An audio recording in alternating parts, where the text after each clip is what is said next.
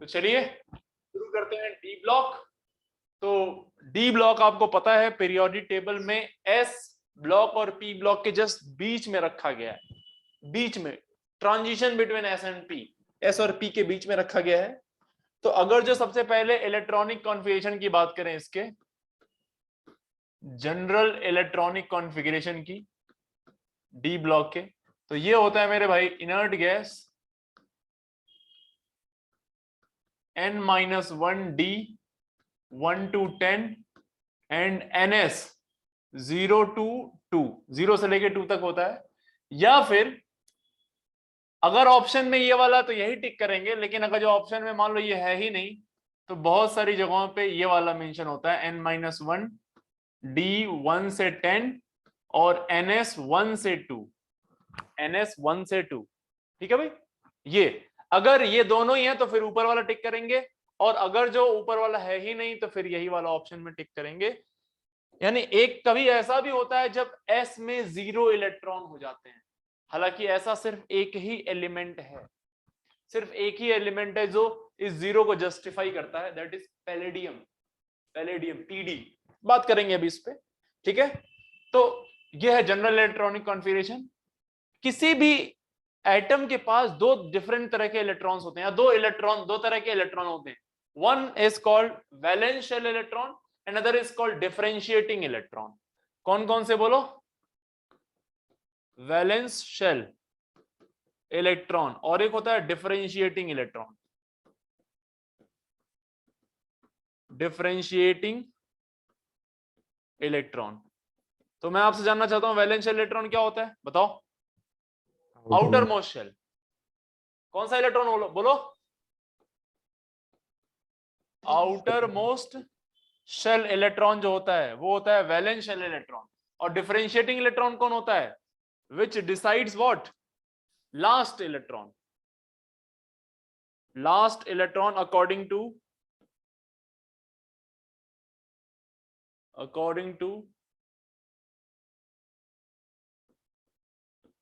Aufbau filling.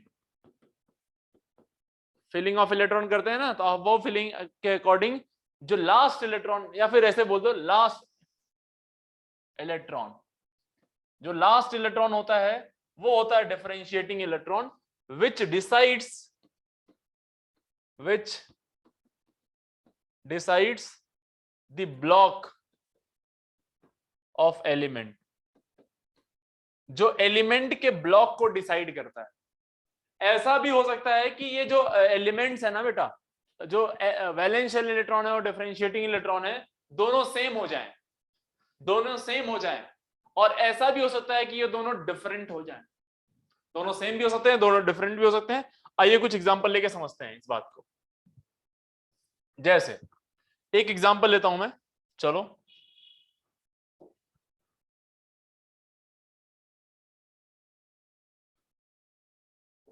एक example लेते हैं। चलिए जैसे मान लीजिए आपने ले लिया सोडियम का एग्जांपल ले लिया, तो सोडियम का कॉन्फ़िगरेशन क्या होता है बोलो? 1s2 2s2 2p6 3s1। ये है आउटर मोस्ट शेल, तो यही वैलेंस शेल इलेक्ट्रॉन है, इसी के इलेक्ट्रॉन को बोलेंगे वैलेंस शेल इलेक्ट्रॉन। और लास्ट इलेक्ट्रॉन भी यही है, इसीलिए यही कौन सा इलेक्ट्रॉन है बोलो? डिफरेंशिएटिंग इलेक्ट्रॉन भी। तो डिफरेंशिएटिंग इलेक्ट्रॉन डिसाइड करता है कि वो किस ब्लॉक में गया है। तो एस में इलेक्ट्रॉन गया है, तो इसीलिए वो किस ब्लॉक का एलिमेंट है बोलो? S block. एस ब्लॉक का। आपको पता होगा ये 3 बताता है पीरियड, 3 बताता है पीरियड, और एस पे जो नंबर होता है वो बताता है इसका ग्रुप नंबर। ये थर्ड पीरियड के फर्स्ट ए ग्रुप का एलिमेंट है जो एस ब्लॉक में रखा हुआ है। आई बात समझ में? Yes sir. चलिए एक और एलिमेंट की बात कर लेते हैं, सल्फर की। सल्फर है 16, इसके कॉन्फ़िगरेशन की बात करें तो ये होता है 1s2 2s2 2p6 3s2 3p4। तो आउटर इलेक्ट्रॉन जो गया है वो 4 में गया है। वैलेंस शेल इलेक्ट्रॉन की बात करें तो वैलेंस शेल इलेक्ट्रॉन ये दोनों मिला के होंगे, यही है वैलेंस शेल इलेक्ट्रॉन। और डिफरेंशिएटिंग इलेक्ट्रॉन की बात करें तो ये है डिफरेंशिएटिंग इलेक्ट्रॉन। तो आप कह सकते हैं कि यस, इस बार भी सेम शेल में ही क्या है? वैलेंस शेल इलेक्ट्रॉन भी, और उसी शेल में क्या है? डिफरेंशिएटिंग इलेक्ट्रॉन भी है। वैलेंस शेल इलेक्ट्रॉन और डिफरेंशिएटिंग इलेक्ट्रॉन फिर से क्या हो गया बोलो बेटा? सेम हो गए। लेकिन अगर जो हम बात करें एक दूसरे एलिमेंट की, जैसे कि आप आयरन ले लो, आयरन इज 26, कॉन्फिगरेशन बोलो तो 1s2 2s2 2p6 3s2 3p6 4s2 3d6, हाँ है ना? Yes sir. अरे भाई इस केस में ध्यान दें तो ये वाली शेल जो है वैलेंस शेल है, तो यहाँ का इलेक्ट्रॉन होगा वैलेंस शेल का इलेक्ट्रॉन, लेकिन लास्ट इलेक्ट्रॉन जो एंट्री हुई है वो इसमें हुई है, D. ये है डिफरेंशिएटिंग इलेक्ट्रॉन, ये है डिफरेंशिएटिंग इलेक्ट्रॉन। यानी ये एलिमेंट जो है इसके हिसाब से डिसाइड होगा किस ब्लॉक का एलिमेंट है। तो किस ब्लॉक का एलिमेंट है ये? D block. ये डी ब्लॉक का एलिमेंट है। ये किस ब्लॉक का एलिमेंट था? पी ब्लॉक का। पी ब्लॉक का। ये किस ब्लॉक का एलिमेंट था? एस। एस ब्लॉक का है। तो डिफरेंशिएटिंग इलेक्ट्रॉन और वैलेंस इलेक्ट्रॉन यहाँ पे डिफरेंट हो गए। जैसे मान लो nth शेल जो है वो वैलेंस शेल इलेक्ट्रॉन है या आउटर मोस्ट शेल है, उसी को एक और नाम दो बोलते हैं अल्टीमेट शेल, अल्टीमेट शेल। और n-1 वाली शेल को क्या बोलते हैं? पेनल्टी। सेकेंड लास्ट को पेनल्टीमेट शेल, हाँ है ना? तो ये देखो अगर जो ये लास्ट शेल है तो ये कौन सी है? पेनल्टीमेट शेल है। तो अगर जो एलिमेंट डी ब्लॉक के हैं तो उनमें जो वैलेंस शेल होती है, अगर जो nth है तो पेनल्टीमेट शेल क्या होगी? डिफरेंशिएटिंग इलेक्ट्रॉन कहां होगा? पेनल्टीमेट में होगा, हाँ है ना? और ऐसे ही अगर जो आप चेक करें तो हम लोग बात करें तो सिमिलरली एफ ब्लॉक एलिमेंट में जो डिफरेंशिएटिंग इलेक्ट्रॉन जाता है वो अल्टीमेट में नहीं, अल्टीमेट तो वैलेंस शेल है, पेनल्टीमेट में भी नहीं, उससे भी एक कम प्री पेनल्टीमेट में जाता है, यानी nth n-1th n-2th।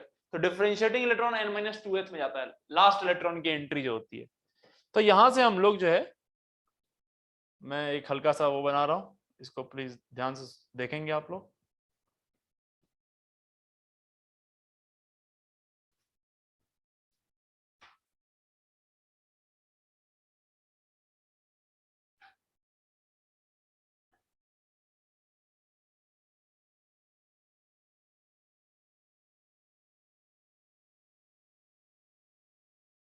ठीक है भाई, आप खुद से बता दीजिए कौन कौन सा ब्लॉक है?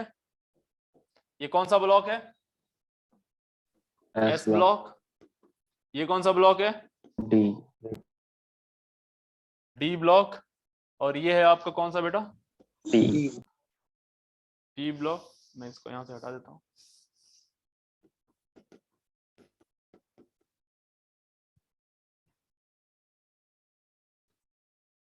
और यही नीचे मैं रख दे रहा हूँ, सब जगह नहीं है अपने पास, यही नीचे मैं रख दे रहा हूँ। एफ। किस ब्लॉक को रख दिया मैंने, बोलो? एफ ब्लॉक को। तो ध्यान से देखें तो यहाँ पे अपन को साफ दिखाई दे रहा है, एस ब्लॉक के लिए जो वैलेंस शेल इलेक्ट्रॉन है वही डिफरेंशिएटिंग इलेक्ट्रॉन है, हाँ है ना? तो for s block valence shell electron is same as what? Differentiating electron. For p block element, p block element के लिए भी वैलेंस शेल और डिफरेंशिएटिंग दोनों सेम होते हैं, तो इसके लिए भी वैलेंस शेल जो इलेक्ट्रॉन होते हैं वही क्या होते हैं बेटा?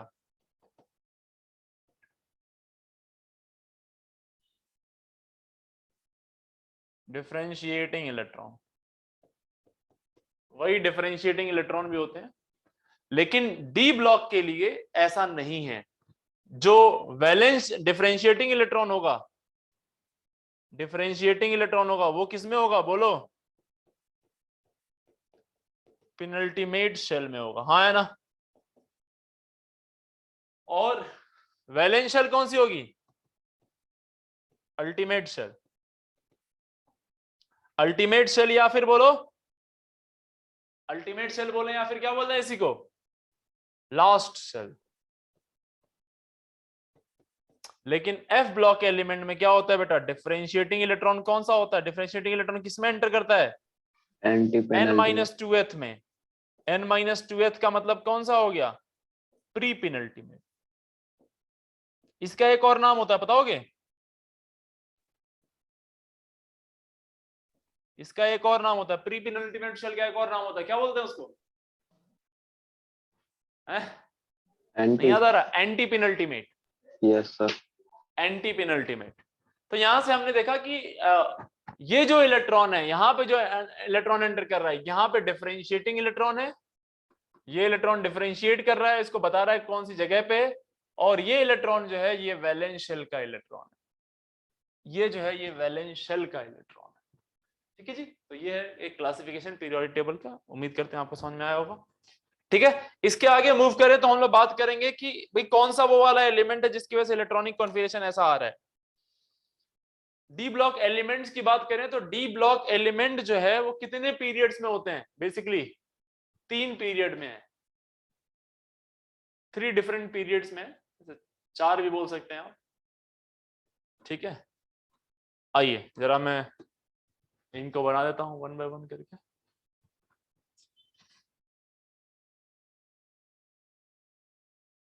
डी ब्लॉक एलिमेंट को लिखने वाला हूं मैं इनमें।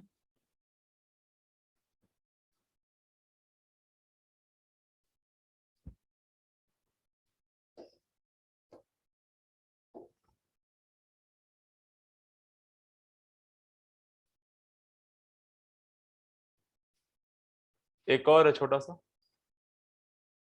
चलिए अब जरा समझिएगा, ये ट्रांजिशन सीरीज है, ये है डी ब्लॉक आपका, और इस डी ब्लॉक की ये फर्स्ट ट्रांजिशन सीरीज है। कौन सी बेटा? First transition series. ये कौन सी है बोलो? Second transition series. ये कौन सी है बोलो? Third transition series. और ये है फोर्थ ट्रांजिशन सीरीज। हालांकि 3 में ही मेनली प्रेजेंट होते हैं जिनसे आपको खास लेना देना होता है। कौन कौन सा एलिमेंट है आपको पता ही होगा। यहाँ पे कौन सा एलिमेंट होता है बोलो? Scandium scandium. यहाँ बोलो? Titanium, titanium vanadium, vanadium chromium, manganese, manganese, बोलो? Iron, iron iron, cobalt, cobalt cobalt, nickel, nickel nickel, copper copper, और जिंक, लास्ट में जिंक जिंक। जिंक के नीचे कौन होता है बता दो? Cadmium mercury mercury, cadmium and mercury. Copper के नीचे सिल्वर और गोल्ड गोल्ड, गोल्ड। निकल के नीचे पैलेडियम और प्लैटिनम प्लेटिनम। ये तो ऐसे याद होगा, हाँ है ना? यस सर, स्कैंडियम के नीचे कौन होता है? इट्रियम यूट्रियम और लेंथ, लैंथेनम एंड एक्टिनम, हाँ है ना?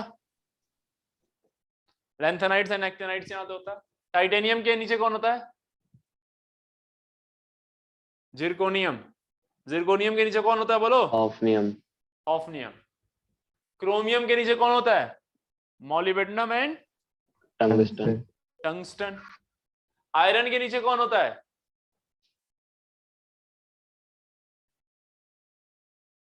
अच्छा, आर्मेन के नीचे कौन होता है? टेक्नीशियम और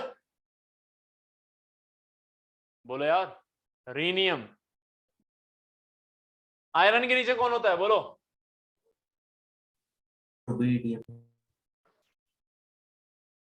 Ru। और लास्ट में कौन सा एलिमेंट होता है बोलो? ऑस्मियम। कोबाल्ट के नीचे कौन सा एलिमेंट होते हैं? RH और रोडियम एंड इरिडियम। इरिडियम। और कौन सा बच गया? वैनेडियम अच्छा, ये नहीं बोलिए मैं। चलिए, तो ये आपके ग्रुप एलिमेंट हो गए, इनको याद रख लेना। हालांकि याद कर पाओ तो ऐसे याद कर लेना, वरना मैं चाहूंगा आप ऐसे ऐसे करके याद करिए। कम से कम जो याद होने चाहिए वो याद, ये वाला याद होना चाहिए, क्रोमियम वाला याद होना चाहिए, आयरन वाला याद होना चाहिए, कोबाल्ट वाला, सारे याद होने चाहिए यार। निकेल, मुझे लगता है कि ये निकेल तक तो आपको ये याद थे पहले से ही, हाँ है ना? यस सर इधर भी 1-2 याद थे, 1-2 ही याद करने हैं तो याद कर लेना। इसकी बहुत सारी ट्रिक भी है, वरना ये तो ऐसे ही याद हो जाता है, ऐसा कुछ नहीं है। इसमें जो एलिमेंट है वो और एक एक करके साइंटिस्ट में भरे जा रहे हैं, लगभग लगभग भर चुका है ये पूरा का पूरा, बहुत सारे एलिमेंट इसमें रखे गए। अब जब बात करते हैं तो ये कौन सा ग्रुप है बोलो? ये फर्स्ट नहीं, ये थर्ड बी, हाँ है ना? ये कौन सा होता है? Fourth B. अरे यही है ना? सही लिखा है ना गलत लिखा है? अबे यार, ये 5th बी, ये 6th बी, ये 7th बी, और 8th में याद होगा आपको, यहां से लेके यहां तक आ जाते हैं सारे ही, आया ना। Yes, sir. और ये फर्स्ट ए, सॉरी ये थर्ड ए, मैंने गलत लिख दिया, first B and second B, ये होता है। इलेक्ट्रॉनिक कॉन्फ़िगरेशन की बात करें तो आपको पता होगा कि इन एलिमेंट्स का इलेक्ट्रॉनिक कॉन्फ़िगरेशन क्या होता है। एक सेकेंड जरा रुक जाओ।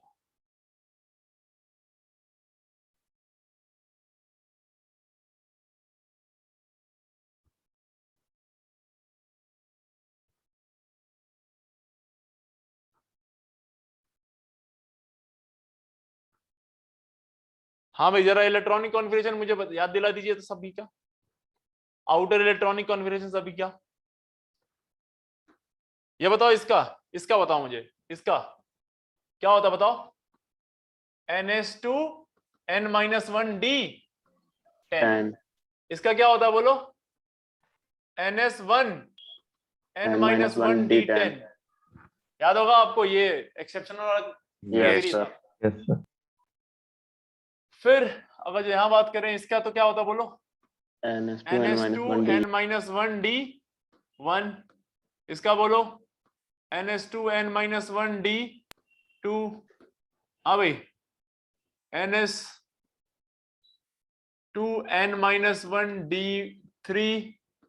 ये 4 नहीं होता है, क्या होता है बोलो। NS1 हो जाता है, N-1D 5। N-1D 5। ऐसे करके आप सारे लिख लेंगे, ठीक है, ऐसे करके सारे लिख लेंगे। ये 6 हो जाएगा, ये 7 हो जाएगा, ये 8 हो जाएगा, ये 9 हो जाएगा। इसमें से कुछ एलिमेंट ऐसे होते हैं जिनका कॉन्फ़िगरेशन NS1 होता है। NS1 देखो, यहाँ पे NS1 आ रहा है, यहां भी NS1 आ रहा है, तो ये वाले सारे,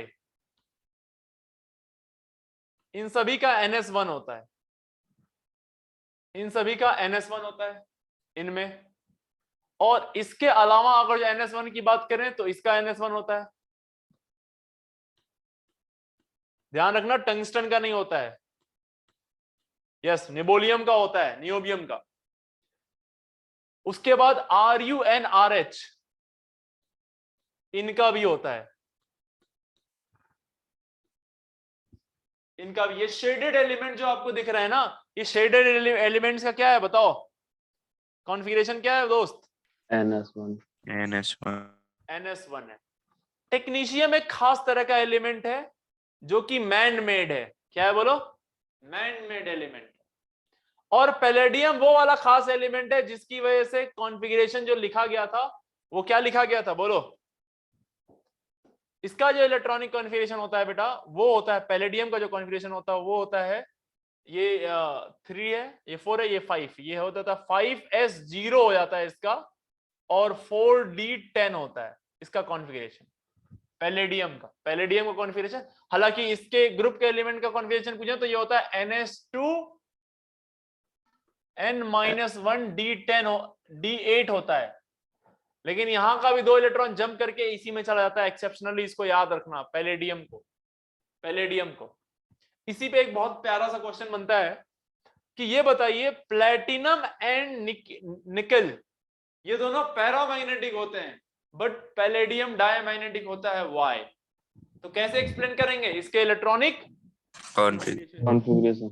यहां देखें तो 4D10 है, तो पैरा सारे के सारे पेयर्ड अप हैं। यहाँ पे 3 ये D8 है, 3D8 5D8, तो D8 D में 8 इलेक्ट्रॉन का मतलब क्या हो गया, 2 अनपेयर्ड इलेक्ट्रॉन है, हाँ है ना।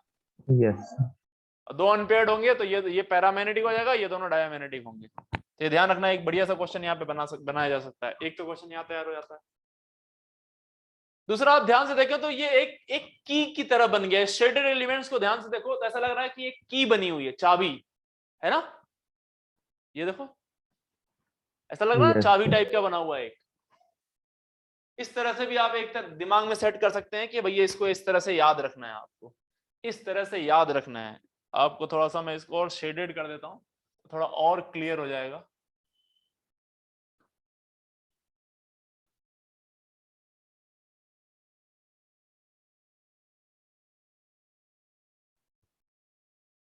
ये की अलग से दिखाई देगी आपको।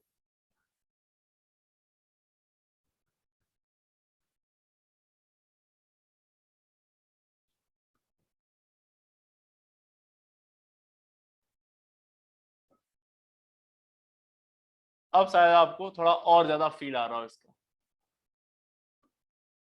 ठीक है भाई, क्लियर हो रहा है थोड़ा? चलिए ध्यान रखना इसको। Technetium is the first man made element and palladium is what? से इलेक्ट्रॉनिक कॉन्फ़िगरेशन क्या होगा? 5s0 4d10। नेक्स्ट प्रॉपर्टी जो है वो ये है कि ट्रांजिशन एलिमेंट। ट्रांजिशन एलिमेंट का क्या मतलब है? ट्रांजिशन मेटल का क्या मतलब है? तो ट्रांजिशन मेटल का जो सही मतलब होता है वो ये होता है कि कौन कौन से मेटल ऐसे हैं जो अपनी प्रॉपर्टी को चेंज कर सकते हैं, ट्रांजिशन में ला सकते हैं। कौन सी प्रॉपर्टी? तो मैग्नेटिक प्रॉपर्टी। यानी कौन कौन से ऐसे एलिमेंट है जो पैरामैग्नेटिक भी हो सकते हैं एंड डायमैग्नेटिक भी हो सकते हैं। पैरामैग्नेटिक भी हो सकते हैं और डायमैग्नेटिक भी हो सकते हैं। कौन कौन सी स्टेट में? ये खास बात होती है, किस स्टेट में पैरामैग्नेटिक और डायमैग्नेटिक की बात कर रहे हैं।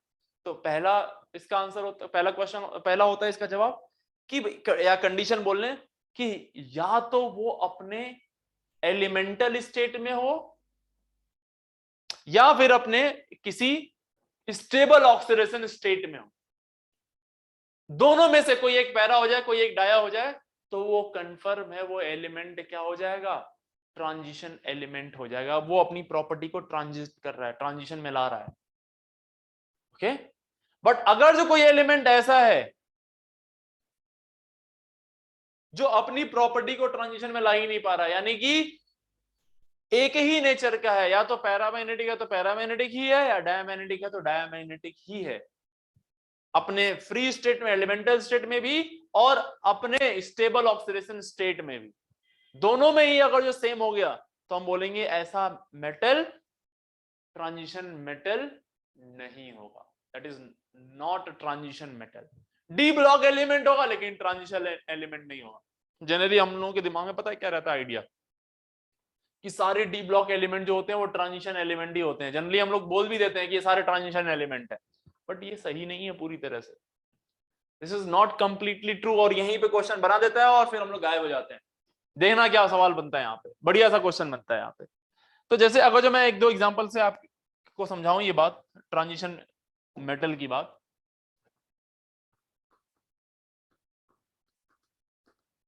ट्रांजिशन एलिमेंट या ट्रांजिशन मेटल, तो जैसे एक एग्जांपल लेते हैं कॉपर का। तो कॉपर का कॉन्फ़िगरेशन क्या होता है? 1s2 2s2 2p6 3s2 3p6 4s1 3d10, ये कॉन्फ़िगरेशन होता है एलिमेंटल फॉर्म में। अगर जो अभी देखें तो ये है 4s1 3d10। यहां पे कॉन्फ़िगरेशन देखें तो यहां पे इसके पास अनपेयर्ड इलेक्ट्रॉन कितने हैं बोलो तो? एक है। ये कंपाउंड कैसा होगा? पैरामैग्नेटिक, ये पैरामैग्नेटिक होगा। लेकिन अगर इसकी स्टेबल ऑक्सीडेशन स्टेट की बात करें तो कॉपर दो स्टेबल ऑक्सीडेशन स्टेट अटेन करता है। कौन कौन सा बताएंगे आप? +1 +2 कॉपर का +1 और कॉपर का +2 +2। भाई कॉपर +1 ये है 29। अभी प्रोटॉन तो 29 ही रहेंगे, इलेक्ट्रॉन चेंज हो गया। मैं जानना चाहता हूं कॉन्फ़िगरेशन, इलेक्ट्रॉन निकालते कहां से? जल्दी बताओ। इलेक्ट्रॉन जब निकलता है तो कहां से निकलता है? वैलेंस शेल से निकलता है, आउटर मोस्ट से, 4s से निकलेगा। तो ये कॉन्फ़िगरेशन क्या होगा? 1s2 2s2 2p6 3s2 3p6 4s0 3d10, यही रहेगा। अब ये पूरा का पूरा फुलफिल्ड है, ये इसमें इलेक्ट्रॉन ही नहीं है, बाकी सारे फुलफिल्ड है। तो अनपेयर्ड इलेक्ट्रॉन का जो आप काउंट करें तो अब अनपेयर्ड इलेक्ट्रॉन 0 है और कंपाउंड कैसा हो गया? डायमैग्नेटिक। तो ध्यान से देखो तो ये कंपाउंड पैरामैग्नेटिक भी है और डायमैग्नेटिक भी है, दोनों ही ट्रांजिशन कर रहा है प्रॉपर्टी में। मैग्नेटिक प्रॉपर्टी चेंज हो रही है इसकी, which means what? Which means what? बोलो बोलो। Transition metal. हाँ, ये क्या है? एक ट्रांजिशन मेटल है। कॉपर +2 भी एक ऑक्सीडेशन स्टेट। आइए चला इसको चेक करते हैं। ये 1s2 2s2 2p6 3s2 3p6 4s0, 2 electron निकालने हैं, तो एक यहां से निकलेंगे और एक यहां से निकलेगा। ये 3d9 होते ही एक इलेक्ट्रॉन अनपेड हो जाएगा, अनपेड इलेक्ट्रॉन 1, फिर से ये क्या हो गया, पैरामैग्नेटिक। Paramagnetic. वाह, वेरी गुड। कॉपर कैसा एलिमेंट है, बोलो। कॉपर एक क्या है, ट्रांजिशन मेटल है, हाँ या ना बेटा। आइए, चलिए ये बात तो समझ में आ गई। अब दूसरा एग्जांपल मैं लेता हूं एक जिंक का, Zn का एग्जांपल लेते हैं 30, और इसी का एक स्टेबल ऑक्सीडेशन स्टेट जो कि कौन सी है बताओ, Zn+2। अगर जो इसको देखा जाए दोस्त, तो ध्यान से समझना, इसका कॉन्फ़िगरेशन क्या होता है, 1s2 2s2 2p6 3s2 3p6 4s2 3d10। हाँ बोलो बेटा। अभी ये है वैलेंस शेल और ये है पेनल्टीमेट शेल। इसमें अनपेड इलेक्ट्रॉन अगर जो आप काउंट करें तो नंबर ऑफ अनपेड इलेक्ट्रॉन कितने हैं, 0. 0 है। कंपाउंड कैसा होगा, paramagnetic diamagnetic, Die. Definitely diamagnetic. अब तुमने 2 इलेक्ट्रॉन निकाला, इलेक्ट्रॉन कहां से निकलेगा, वैलेंस शेल से। Valence. वैलेंस शेल ये है 4s0. 1s2 2s2 2p6 3s2 3p6 4s0 3d10, फिर से 4s, इसमें 0 इसमें 10, सारे के सारे पेड अप, अनपेड इलेक्ट्रॉन फिर से कितना, 0. प्रॉपर्टी फिर से कैसी, डायमैग्नेटिक। तो मैं आपको बताऊं, जनरली जो बुकिश लैंग्वेज है या लोगों को जो लगता है या जो बातें पढ़ाई जाती हैं वो ये पढ़ाई जाती है, मैं जो अब जो बातें बताई जाती है मैं आपको बता देता हूं। ये बोला जाता है कि वो सारे एलिमेंट जो अपनी एलिमेंटल फॉर्म में या किसी स्टेबल ऑक्सीडेशन स्टेट में अगर डी ऑर्बिटल n-1d अगर कंप्लीटली फिल्ड नहीं है, किसी भी स्टेट में कंप्लीटली फिल्ड नहीं है,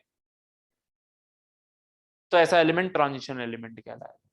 लेकिन अगर जो अपने कौन सी स्टेट में, नॉर्मल न्यूट्रल स्टेट में और अपने कंबाइंड स्टेट में, दोनों ही स्टेट में डी पूरा का पूरा भरा हुआ है, तो वो एलिमेंट कभी भी ट्रांजिशन एलिमेंट नहीं होगा। सिंपल सी बात है, ये डेफिनेशन दी जाती है, ठीक है, बोल सकते हैं। ध्यान से देखिए, जिंक को अपन ने देखा तो डी पूरा का पूरा भरा हुआ है और स्टेबल ऑक्सीडेशन स्टेट में डी पूरा का पूरा भरा हुआ है, पूरा डी फुलफिल्ड है दोनों ही फॉर्म में। तो ये क्या है, एक क्या है, zinc is not a transition element, हाँ या ना, Yes. Sir. Not a transition metal. ये ट्रांजिशन मेटल नहीं है, it is a D block metal but not a transition metal, right yes.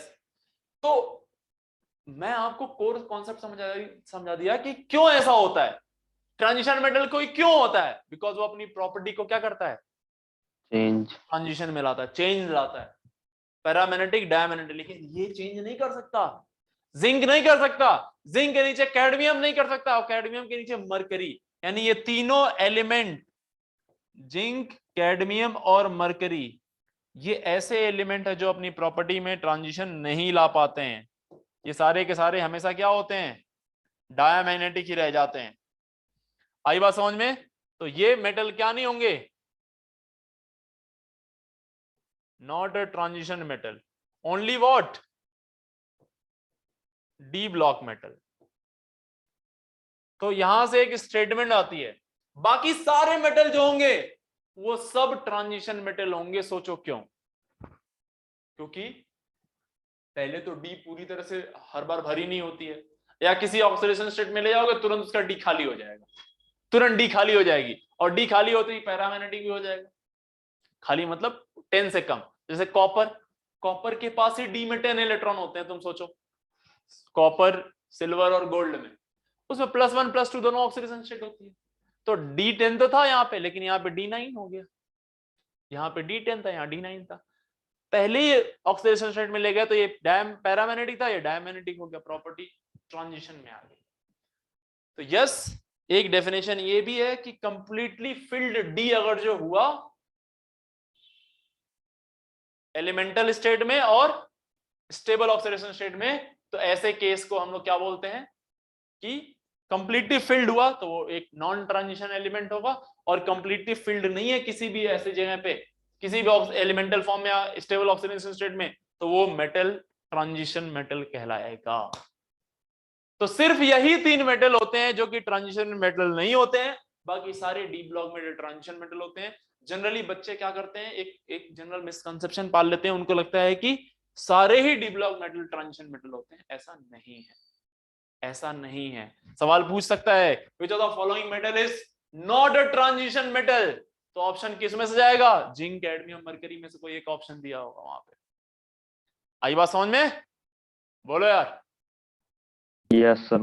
तो ध्यान रखना इस बात को, बढ़िया बढ़िया ये पॉइंट यहाँ पे उठाया जा सकता है। सो यहां से एक स्टेटमेंट बोल रहा हूं मैं, बताना सही है कि नहीं। Every transition metal is a D block metal, true, yes sir. But every D block metal is not a transition metal.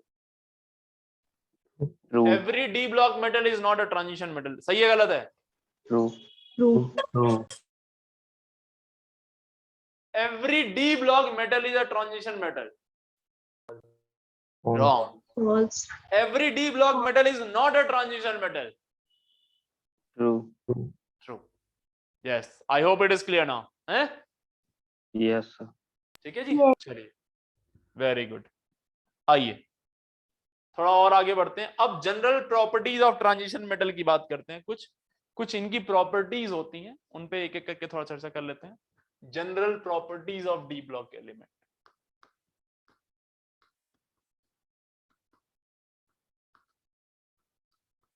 बहुत सारी प्रॉपर्टी होती है, आज 8-10 प्रॉपर्टीज पे बात करेंगे हम लोग। सबसे पहले जो प्रॉपर्टीज के ऊपर चर्चा करेंगे हम लोग, that is variable oxidation state. Variable oxidation state. चलिए, ये बात तो आप लोगों को पता ही होगी कि डी ब्लॉक एलिमेंट जो होता है वो वेरिएबल ऑक्सीडेशन स्टेट शो करते हैं, हाँ या ना? Yes sir. बहुत सारी डिफरेंट ऑक्सीडेशन स्टेट्स होती हैं। थोड़ा सा मैं आपको समझाता हूं कुछ बातों को। इलेक्ट्रॉनिक कॉन्फ़िगरेशन के कोर कॉन्सेप्ट को मैं समझाता हूं। इलेक्ट्रॉनिक कॉन्फ़िगरेशन का कोर कॉन्सेप्ट आपको पहले से भी खैर मैंने पीरियोडिक टेबल में बताया था, उससे पहले जनरल केमिस्ट्री में बताई थी, इधर कई मैं बता चुका हूं, एक बार फिर चलिए सुन लीजिए।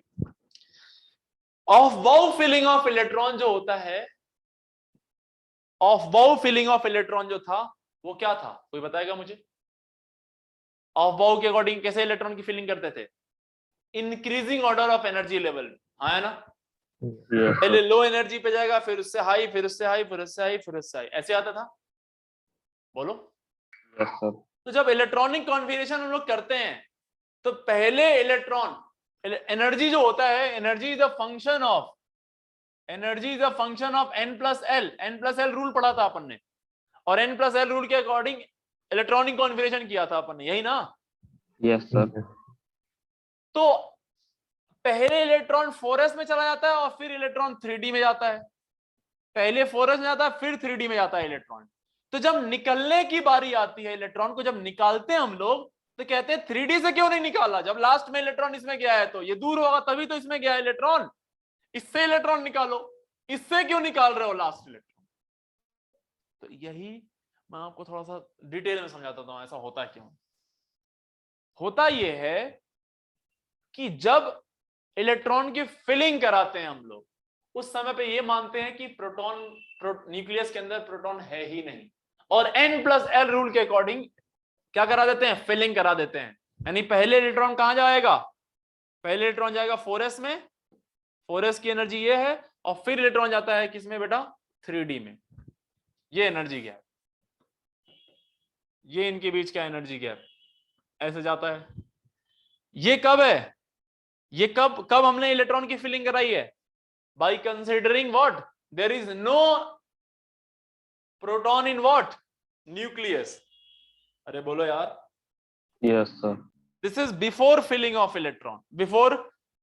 Before filling of electron n plus L के अकॉर्डिंग इसके n प्लस एल की वैल्यू कितनी है? 4 है। 4 प्लस 0 इसकी 3 प्लस 2 इसकी 5 है। अबे बोलो यार। Yes sir. 4s और 3d, n प्लस एल की वैल्यू, ये 4 प्लस 0 इसकी वैल्यू है 4, और ये 4 प्लस 2 इसकी वैल्यू, सॉरी 3 प्लस 2 इसकी वैल्यू है 5। तो इसकी एनर्जी ज्यादा है, 3d की एनर्जी ज्यादा है, बट ये क्या है, कंसिडरिंग व्हाट,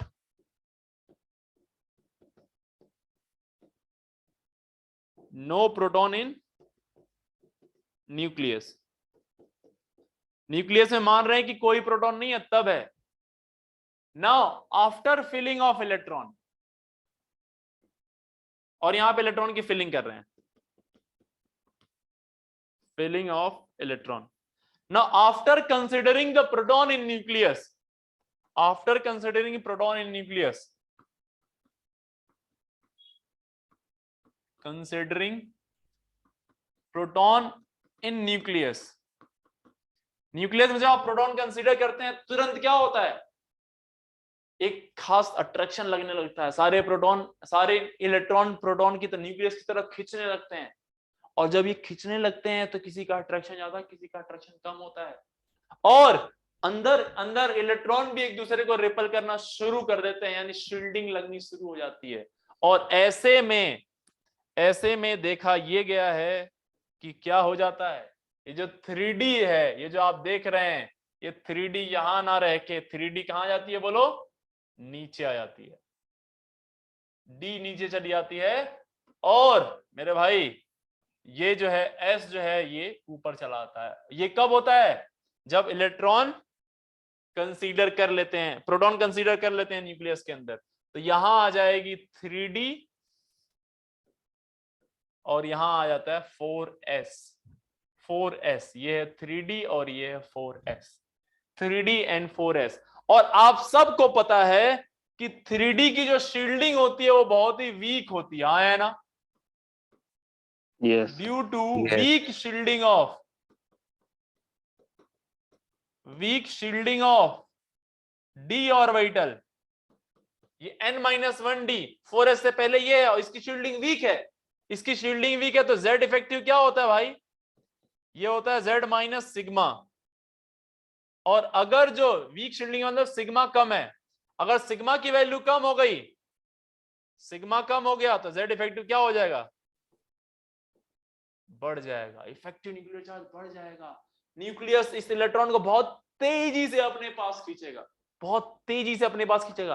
तो ये खींच के पास आता है, पास आती है ऑर्बिटल, तो इसकी एनर्जी क्लोज आ जाती है 3D के, 3D के क्लोज आ जाएगी इसकी एनर्जी, 3D के क्या आ जाएगी बेटा, क्लोज, 3D के क्लोज आ जाती है इसकी एनर्जी। और ये इतनी करीब आती है एनर्जी कि ये कंपेरेबल लगने लग जाते हैं, यहां पे 3D यहां पे 4s, ये अब almost low energy gap, low energy gap, energy gap बहुत कम होता है। इसीलिए हम लोग मान लेते हैं, आपको पढ़ाया था मैंने कोऑर्डिनेशन में, या फिर अब भी सुन लीजिए फिर से एक बार उसी बात को, कि इनकी एनर्जी कम होने की वजह से हाइब्रिडाइजेशन, एक मनगढ़ंत कहानी आपको पता है, केमिकल बॉन्डिंग में आपने पढ़ा, और बोला कि हाइब्रिडाइजेशन की पहला कंडीशन क्या था, कि आप उन्हीं ऑर्बिटल की इंटरमिक्सिंग करेंगे जिनकी एनर्जी लेवल सेम या लगभग लगभग क्या होगा, Same. हाइब्रिडाइजेशन में लार्ज एनर्जी गैप वाले ऑर्बिटल को इंटरमिक्स नहीं कर सकते। तो आपने केमिकल बॉन्डिंग में देखा था कि सिर्फ वैलेंस शेल की ही ऑर्बिटल ही आपस में इंटरमिक्स होती थी और बॉन्ड बनाती थी, और या हाइब्रिडाइजेशन में पार्टिसिपेट करती थी।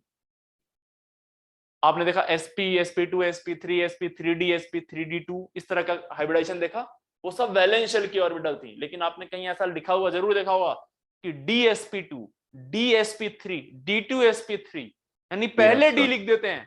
पहले डी लिखने का मतलब होता है कि वो लास्ट शेल नहीं है, वो इनर शेल है, इनर शेल की डी यूज हुई है और लास्ट शेल की एस और पी यूज हुई, ठीक है, तो वो यहीं से आता है। ये इनर डी जब यूज होती है तो हाइब्रिडाइजेशन किस तरह के आने लग जाते हैं, बोलो बेटा, ये आते हैं dsp2, बोलो इस तरह से हाइब्रिडाइजेशन आने लग जाता है, dsp2, dsp3, d2sp3, d3sp3, इस तरह का इलेक्ट्रॉन हाइब्रिडाइजेशन आने लगेगा।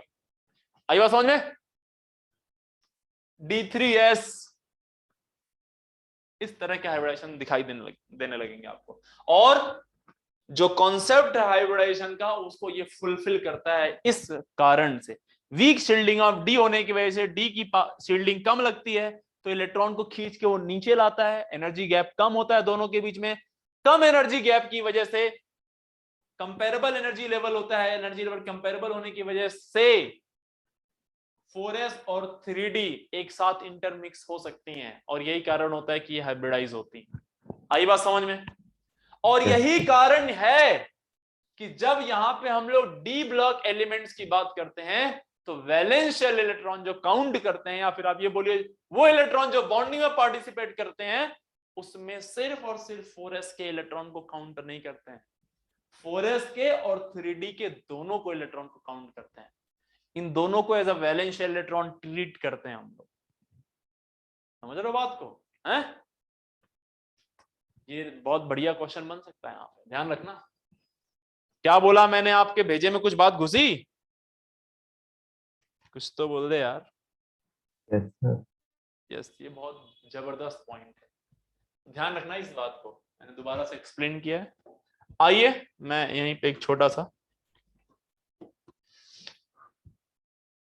एक ऑक्सीडेशन स्टेट का टेबल बना देता हूं, जिसको आपको ध्यान में रखना है। आइए, क्या है बेटा? Scandium, titanium, vanadium, chromium, manganese, iron, cobalt, निकल, कॉपर एंड जिंक। तो आपको पता होगा कॉन्फ़िगरेशन सबका पता ही है आपको, मैं बार बार लिखूंगा नहीं। इसका क्या होता है बोलो?